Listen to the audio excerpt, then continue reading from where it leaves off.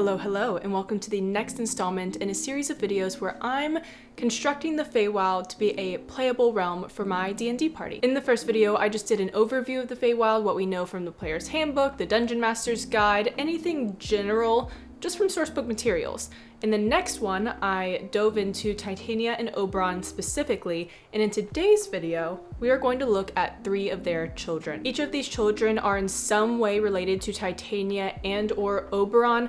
I like to think that they are all children of both parents, but other sources say that they're just one or the other. 2 of the 3 are members of the Sealy Court, and that third one used to be but no longer is, and all 3 can actually be warlock patrons if that is the route you're wanting to take. I think I'm saying each of these right, but if not, so sorry. But today we are looking at Varanestra, Hursum, and the Prince of Frost. I want to start first with Varanestra, who is only in 2nd edition. She is not in any other edition of D&D, but she was considered the Oak Princess. A lot of these beings are considered deities by some. Varanestra is no exception. She is considered the deity of charm and beauty, of fairies and dryads and nymphs. She was supposed to look the part as well, dressed in like gossamer clothing. It says the size of handkerchiefs to provide some semblance of modesty, always barefoot, basically practically naked, which to some extent makes sense for someone so focused on love and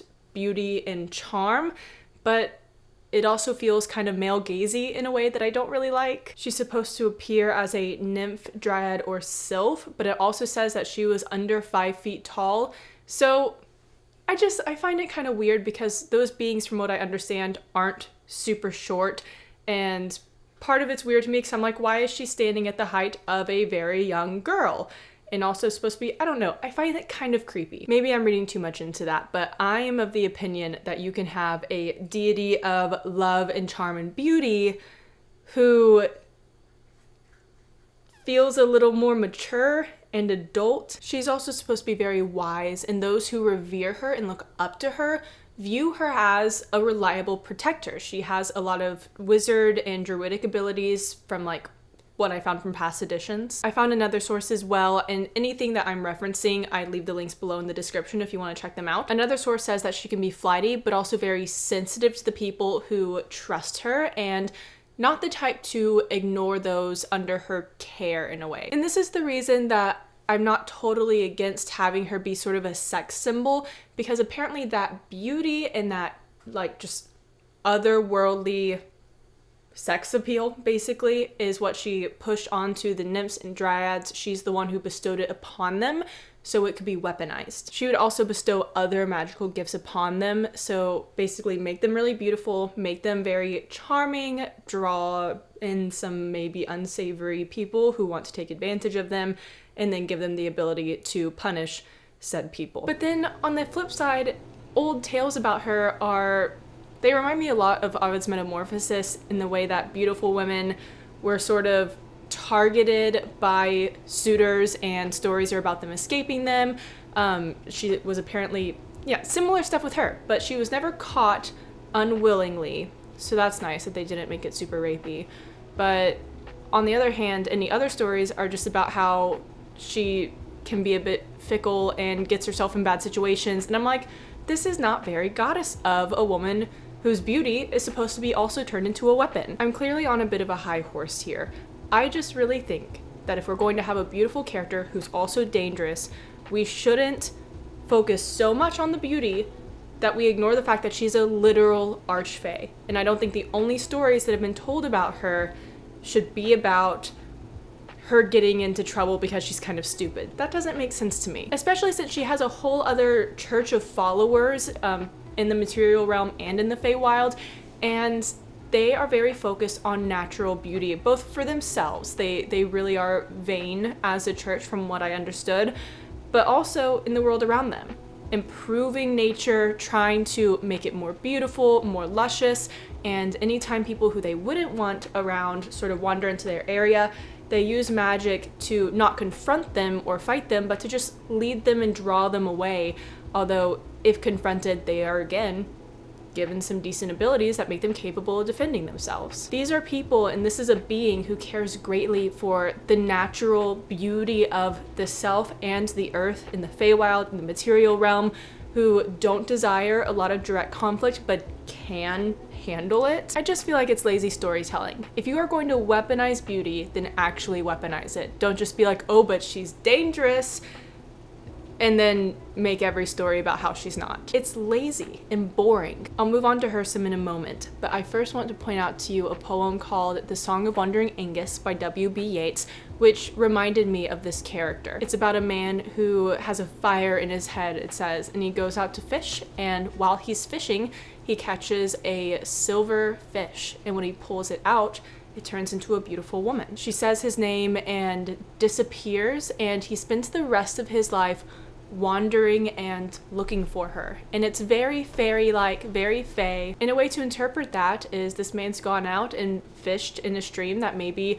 a character like Varanestra would want him to not be doing, or maybe she just doesn't like this character for some reason, and so she uses her beauty to sort of drive him mad and drive him to wander the rest of his life and drive him away from the thing which she wishes to protect, which I think is much more interesting and much more fun. Now for Hersom. He was in both 4th and 5th edition, and he is called the Prince of Fools or the Savage. A short description of him says, Hersom, the Prince of Fools, was an ancient and powerful satyr Archfey. He was a mischievous trickster who used guile and savagery to further his goals. And then it goes on to say he was handsome, he had a wild mop of curly hair, dark, intelligent eyes, ooh, so romantic, and a very fair face. He dressed simply, but of course he knew how to dress nicely when visiting the courts as well. You might have picked up on Prince of Fools. He's supposed to act very foolish and therefore mischievous, which does sort of cover up this layer of savagery and cleverness and manipulation. And he is one who is ancient and who remembers what the Feywild was like before elves and Fomorians and these other beings came in and built civilizations within it. And he resents them for that. He less openly resents the elves, but anyone who has built a civilization and taken away from just the natural, wild, chaotic nature of the Feywild, he hates that. And it makes him an anarchist, where he's also known for playing music, and he would go to these courts and play these songs that had these secret underlying notes of rebellion. He would use music to charm these kingdoms that he would travel to, and he also had a band of revelers who would follow him around and help him out with this, and basically try to sow political unrest, which he would hope would lead to the collapse of these kingdoms. And many did. He's ancient, he's smart, he's good at this, and in the wake of those kingdoms collapsing, his father, Oberon, would constantly deny that Hersom was involved at all and try to sort of cover up what he had done. And the people who follow Hersom, they come from all different races and creeds. He doesn't really care as long as they love the Feywild, they love the natural beauty, and generally as long as they're able to participate some in the performing arts to help him out in his goals. He's supposed to be born of the first notes of music and is an embodiment of music himself, and he's basically immortal. I read somewhere that if your players or party kill Hersom, roll a d10, in that number of days, he's gonna pop right back up somewhere else in the Feywild, and the only way to permanently kill him might be, and this is just a legend, but it might be to deafen him right before you kill him. He feels like a very bacchanalian character. Also going back to Greek mythology here, the god of wine and revelry, who is seen sort of as a drunk and as a lazy partier, but who again has great power in his own personal goals. In the last video, I talked about how I'm trying to form some sort of storyline as a part 2 to Wild Beyond the Witchlight, which I'm running right now, and I thought, well, what if Titania or Oberon got somehow locked out of the Feywild or trapped somewhere else, and in their absence stuff starts to go wrong? And I figured maybe one storyline could be that Hersom is specifically going after one large kingdom, trying to topple it. Again, these are very early stages of thoughts. Let me know what you think. And now for the Prince of Frost, who I think is one of the more interesting characters that I'm going to talk about, and also a potentially really good villain. The Prince of Frost is also called the Pale Prince or the Prince of the Long Night, but he used to be the Sun Prince. He was in 4th edition, by the way, and had an evil alignment, and you'll see why. Before he became the Prince of Frost, The Prince of the Sun had a summer realm, very warm, very delightful, and in fact he was followed by another trio of Archfey lower down on the rung, but still powerful, who were called the Sisters of Delight. These 3 sisters, and after everything goes down, there's only 2 of them left, who are now called the Sisters of Lament. They still follow him, but you'll see that at some point he basically takes a big turn where everything becomes cold and full of darkness, because one of these 3 Sisters of Delight, named Sharia, was in love with the Sun Prince, and he was in love with her. But of course, this all goes wrong. Sharia grew bored with the Feywild and bored with the sort of carelessness that she was surrounded with, and she wanted to fight against the forces of darkness and went to the material plane where people are more inclined to take action. She fell in love with a man there and had already promised, though, to marry the Sun Prince.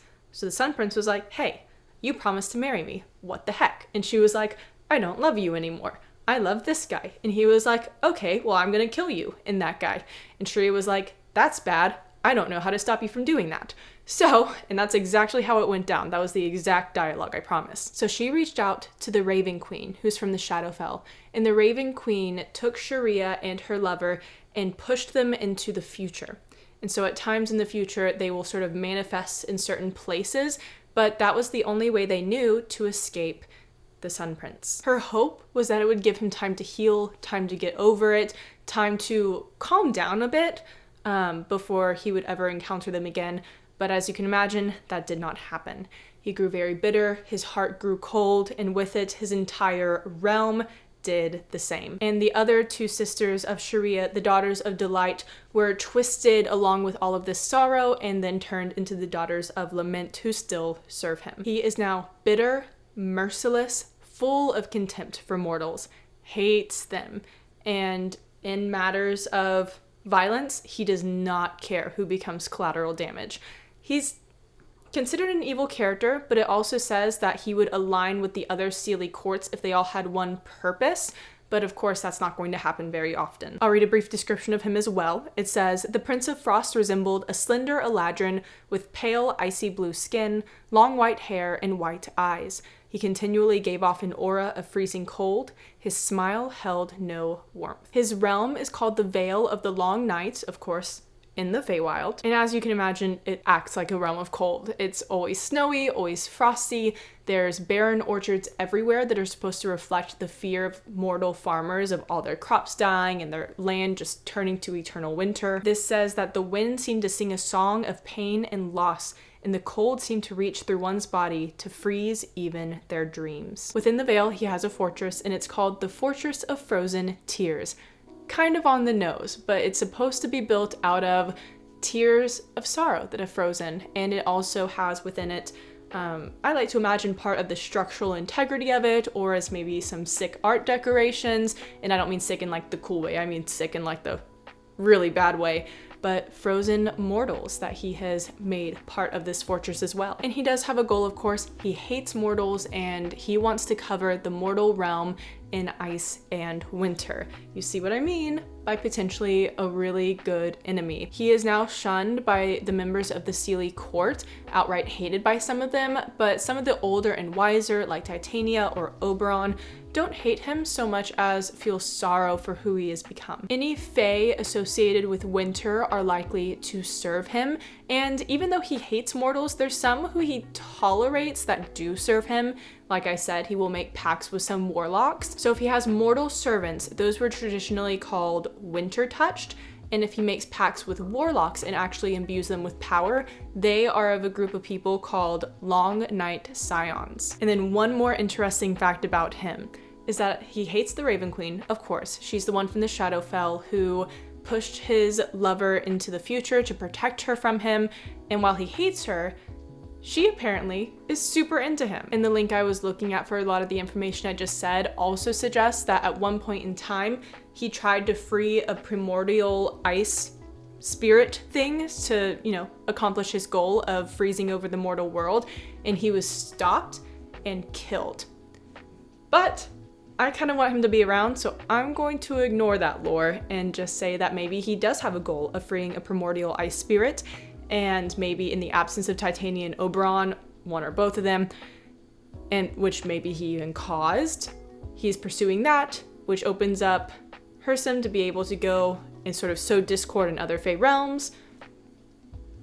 Some pieces feel like they're coming together, but again, this is all optional, and if you have any other ideas for these characters and what they could be up to, I definitely want to hear it. There you have it. You have Varanestra, who's basically a deity of love and beauty and dryads, who is supposed to also be very dangerous and capable, and I would really want in my modern day campaign to sort of emphasize both sides of her in tandem rather than ignore the fact that she is supposed to be really cool and really strong. You have Hursum, who is your anarchist, loves music, and uses it to sow discord and bring down political kingdoms. And he is also a deity of satyrs and a lot of natural, chaotic Feywild beings. And then you have the Prince of Frost, who after experiencing great loss became who he is now, is evil, seeks to cover the mortal world in ice and eternal winter, and who I think would be a pretty cool BBEG, maybe?